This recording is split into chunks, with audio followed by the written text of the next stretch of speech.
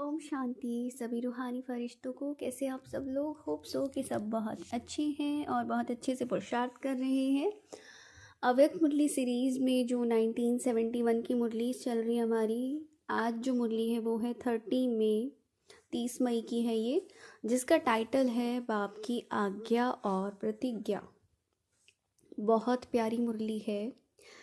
बाबा ने कहा बाप दादा आज्ञा भी करते हैं और प्रतिज्ञा भी करते हैं, दोनों चीज़ एक साथ।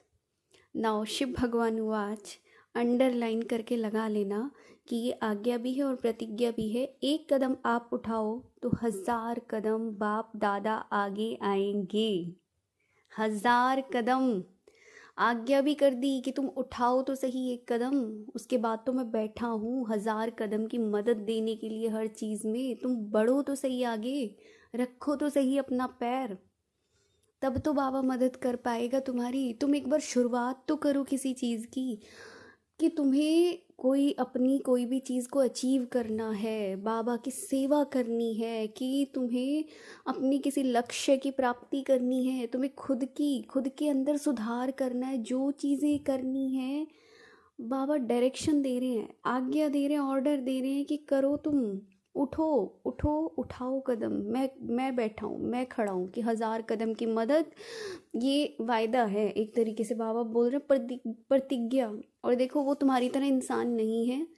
भगवान कभी अपनी प्रतिज्ञा नहीं तोड़ता। अगर उसने कहा है ना तो वो पूरा करेगा इस चीज़ को। और जब इस रूप में रहोगे ना, आगे बढ़ोगे, तो फिर मदद का रूप बन जाती है ये प्रतिज्ञा। ठीक है, एक अपनी हिम्मत हो गई, दूसरी मदद, और जब दोनों मिल जाते हैं तब सब कुछ सहज हो जाता है, आसान हो जाता है। जैसे राजपूत होते हैं ना, वो जब युद्ध के मैदान में जाते हैं तो भले कैसा भी कमज़ोर हो, उनको क्या स्मृति दिलाते हैं? अरे अपना कुल याद करो भाई, तुम तो इस कुल के हो, तुम तो राजपूत हो, तुम तो राजपूत, तुम्हारे वंशज देखो कितने, मतलब बड़े बड़े राजे महाराजे जो वीर गति को प्राप्त हुए है ना। तो राजपूत ऐसे ऐसे होते हैं, ऐसे गए हैं, ऐसे कैसे करके गए हैं, उस कुल के हो तुम। तो क्या होता है, स्मृति दिलाने से उनके अंदर समर्थी आ जाती है, उनका खून, अरे अच्छा मैं तो ये हूँ, मेरे तो पूर्वजों ने ऐसा जीवन जिया, मैं कैसे ऐसा हो सकता हूँ। तो वो युद्ध के मैदान में चाहे उसके अंदर कुछ मतलब एक तरीके से हो या ना हो, लेकिन वो अपनी पूरी क्षमताओं के साथ लड़ेगा और जीत भी जाएगा। ठीक है, तो बाबा कहते हैं तुम भी याद करो तुम किस कुल के हो, तुम किस कुल के हो।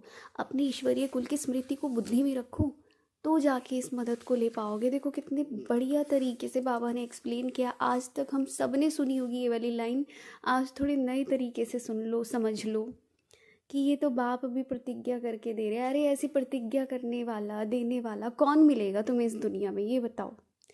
दुनिया तो यहाँ इतनी ऐसी है कि तोड़ने वाले मिलेंगे तुम्हें।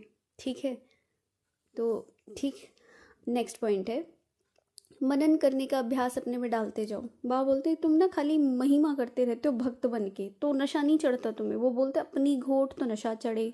ठीक है, अब ये कौन से नशे की बात हो रही है? रूहानी नशे की, कि मनन करो, अपने ज्ञान का चिंतन करो। और कितनी ब्राह्मण आत्माएं ज्ञान का चिंतन करती ही नहीं है, ना करना चाहती है। उनसे बोलो ज्ञान का चिंतन नहीं होगा, दुनियादारी की बातें करवा लो उनसे, फट से बुद्धि में सारी चीज़ें आ जाएंगी, सारे रिश्ते नाते, ये वो, ऐसा वैसा, ये रीति ये रिवाज सब कुछ। और वो कहते हैं हमारा मनन नहीं चलता। मुझे हंसी आती है सच में। पूछो अपने आप से, तुम्हारा मनन नहीं चलता? तुम तो इतना बढ़िया मनन करते हो, लेकिन फ़र्क ये होता है दुनिया का करते हो तुम बड़े अच्छे से। इस ज्ञान का भी मनन कर लिया करो। जिस दिन ज्ञान का मनन कर लिया ना, तो इसके लिए बोला जाता है अपनी घोट तो नशा चढ़े। जब खुद घोटोगे ना इस ज्ञान को, एक होता है दूसरे का सुनाया हुआ, उसका उतना असर कभी नहीं होगा, चाहे कितना ही अच्छा हो। बस तुम अच्छा अच्छा कह के निकल जाओगे, हाँ बड़ी अच्छी मुरली सुनाई, अरे सूरज भाई की क्लास बड़ी अच्छी थी, अरे उषा दीदी ने इतनी अच्छी अच्छी बातें बताई। वो थोड़ी देर के लिए होंगी, तुम्हें वो नशा जो एक्चुअल है ना वो कभी नहीं चढ़ पाएगा जब तक एक्सपीरियंस में नहीं आएगा। तो बाबा कहते हैं अगर ऐसा करोगे ना तो फिर अपनी मस्ती में मस्त रहने वाले, फिर इस दुनिया की कोई चीज़ उलझन आपको आकर्षण नहीं करेगी, क्योंकि आप अपने मनन की मस्ती में मस्त हो। जिस दिन मनन में मस्त होंगे ना, उस दिन माया भी तुम्हारा सामना नहीं करेगी, क्योंकि आप तो बिजी हो। जनरल में भी हम देखते हैं भाई कोई बिजी है तो दूसरा आएगा तो लौट जाएगा ना देख के कि काम चल रही तो बिजी है।